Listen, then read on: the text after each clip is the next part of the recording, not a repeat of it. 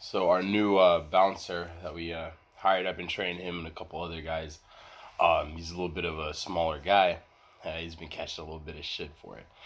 So it kind of reminded me to kind of discuss size a little bit, but it seems like everybody online has had all these really great points and videos about that. So it would probably be best if I just kind of explain when I upset a smaller dude, much smaller than me. I'm 6'2", usually between 225, 230, and 270. And this gentleman was like 5'7", probably like a buck 40, a buck 50, right? And I was worried, right? This is, from my old job when I was working, in gyms. He was a pro boxer.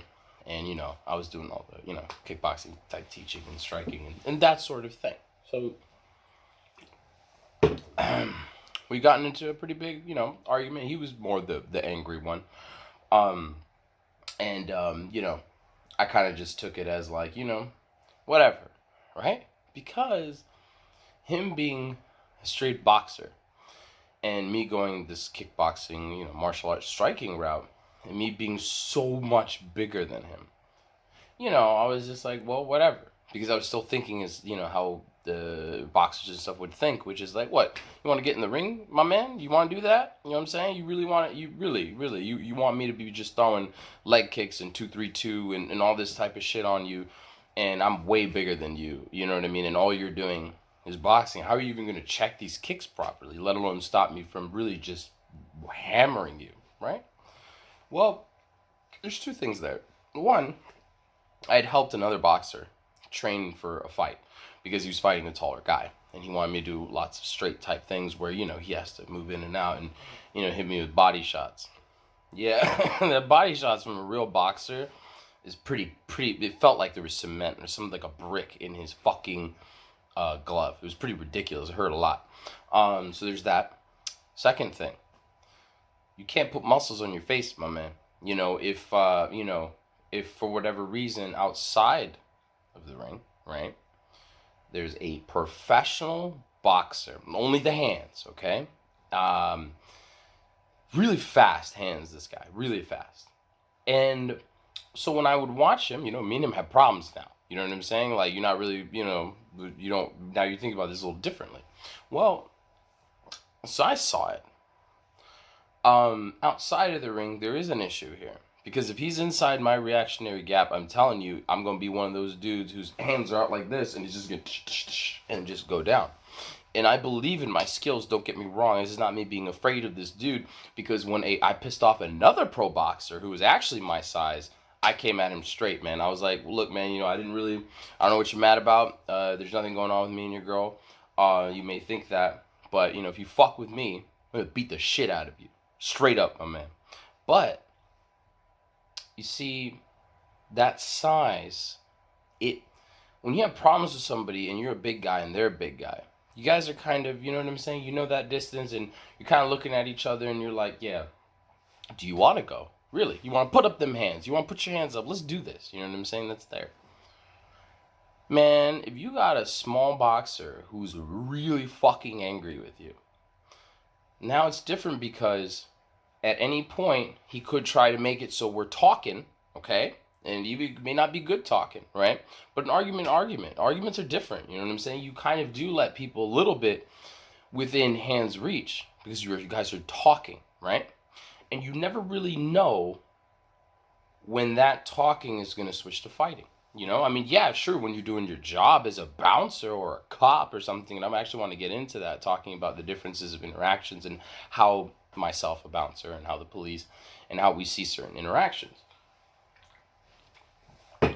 But it's a little different when it's an either personal issue or, it's a workplace kind of thing, because you guys are expected to talk and talk and talk until it just happens, right? Well, I'm at a disadvantage because if I'm sitting here trying to talk to this boxer who, is small but very fucking angry, you know what I'm saying? In this talking distance, those hands of his can fly out, okay? And take what? A couple shots from him right here before I'm even ready, and you know what I'm saying? Like, it's because he's in my gap. I'm done, okay? So, you know what I'm saying? He had me in a position where every time I saw him, I was thinking about how to line up the two. That's it. What am I supposed to do? You know what I'm saying? Like, unfortunately, this much smaller guy had put me in a position where at any point for the rest of my time working there, I was thinking about when is it going to happen but I'm going to put him down. That I'm going to have to risk my job, going to jail. I mean, he wasn't the type of brother, you know what I'm saying, to really bring police into shit. You know what I'm saying? But like, you know, like I can't just be hitting people in the face without them doing anything. But he put me in this mindset where I knew that if we try to go off the break, off of just being in a conversation, and he tries to fight me, like he's very easily he's gonna tag me in my face before I can do anything. His hands are lightning fast. He's small, and he's a good professional boxer, right? Now, of course, I started to calm down as I, became more I went more back into self-defense kind of stuff while still working in MMA. So yeah, I could probably do one of these where we're like, yeah, man, yeah, no, I understand what you're saying. And then, kind of, yeah, shove, that chin jab, maybe set up a leg kick and then handle the face again. I did have my plans, but you understand what I'm saying here. This guy put me in such a delicate position, you know, because I would have to kind of aggress the situation. Now, because he had, upset me quite a bit, and, I'm not exactly always been the most squeaky clean guy, hence me being involved in the club world for so long. I did watch him, go out, what I'm saying, follow him a little bit, see how he's in the streets, how he was walking. Like, he really seemed real full of himself and really, like, carefree. So, yeah, I saw that it would be easy to slide on my man, you know what I mean? Like, hey, you know what I mean? He wanted to piss me off, you know what I'm saying? Like, you don't understand, I'm not just an MMA guy. I'm not just an anything guy, okay? Violence. That's what it's about. That's what I'm about. You know what I'm saying? And, I've had problems over the years in my mind and things that I've gone through. You know what I'm saying? Like, you guys see me here sometimes reviewing games. Like, I'm out here, like, I'm supposed to be reviewing games. Like, I'm a game reviewer who has all the editing or whatever. No, I'm fucking psycho. You know what I'm saying? Like, my Patrick Bateman moment is upon us. And I'm out here doing this shit for so many years. Now I'm just willing to talk to literally the ether. You know what I'm saying? And you guys are literally watching this, So, you know what I'm saying? Size, when it comes to a martial arts duel between two people who do similar stuff, yes, absolutely, size. You know what I'm saying? Like, what are you gonna do? You know what I'm saying? Like, look, Petrosian is one of the greatest kickboxers to ever do it, right? But how do you think he's gonna do with Badr Hari? Or how do you think he's gonna do with Rico Verhoeven or Alistair Overeem? You know what I'm saying? Like, it's, and I'm sure, I might have opened the floodgates. I might have people in here being like, Petrosian will beat anybody. And I mean, dude, I get it. Once again, he's one of the best to ever do it. If anyone was to just look at size and say, nah, just like how Crow Cop did to Bob Sapp, I mean, I get it. But I'm just saying, you put a guy in a ring who, does a particular martial art, the other guy does kind of the same martial art, and one is just way bigger, we know what's going to happen. But when it comes to altercations out there in the streets, in a nightclub, at work, with an altercation with another guy that you work with, don't get too wrapped up in the fact that you're bigger or anything like, or maybe you're smaller and you're worried about a guy. Because I'm telling you, man, look at those videos when you see a smaller dude knock somebody out in the street who's bigger than him. It was usually like an overhand right or something, right? Or an uppercut or something, right?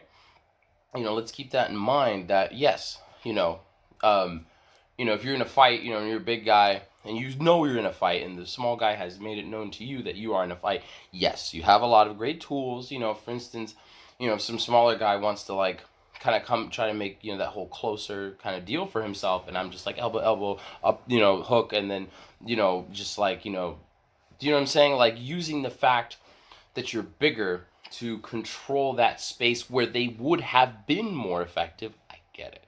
But when it comes to altercations, there is a speed to it. It's a different kind of speed because nobody's worried about maintaining their air for a whole fight, And it is in those moments that a much smaller guy, without the use of being Hoist Gracie, okay, can just knock your big ass out.